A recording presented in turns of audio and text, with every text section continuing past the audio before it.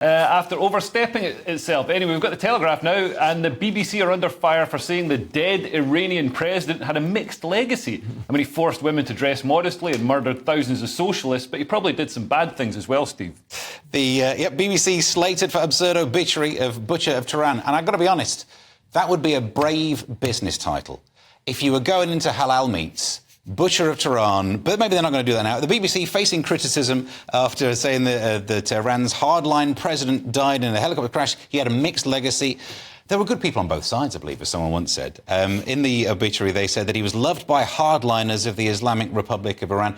So other butchers loved him. Oh, yeah. I mean, Hardliners, I think, sounds like a spin-off of this show. Like a podcast-only one. You'd be on it, Lewis would be on it. I'd never get invited. The BBC noted his leadership helped to reform the process of sorting out the backlog of court cases. Now, to be fair, since 2021, the regime executed 1,844 Iranians, including a huge number of dissidents, religious minorities, mostly in sham trials. Yeah, they're not that's going the back proven for retrial. executions. There's thousands more missing that were clearly killed as well. Yeah, they're not in the courts anymore, so there's a backlog sorted. Also, do you know how much more efficient a sham trial is than a proper trial? So, well done, BBC. You found a good spin. But it's also the BBC. It's the BBC World Service that put this thing, and they're not really almost even part of the BBC. They're so out there, and they don't even represent. They don't represent this country. They're like an they do. They explicitly represent this country around they the world. Let me finish.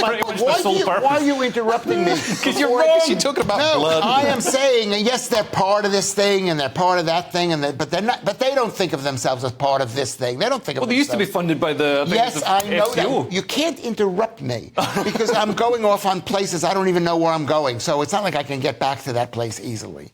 The fact is, it's the BBC, which has no place in a democratic country. Let's have that on my bingo card. They are basically the sort of state. I guess there's some equivalence there between Iran's state media and the UK's state media. Yeah. Ken Loach is one example. I mean, he's not as credible as he used to be, but he's compared said the BBC is basically state propaganda. But what I mean, just to play devil's advocate for the BBC. Yeah. I mean, what I love about the Butcher of Tehran is that he marched side by side. The Islamists in Iran marched side by side with the leftists. Yeah. The leftists helped them into power, much as the Green Party are doing now in this country. And then afterwards, they turned round and locked them all up, and then later slaughtered them.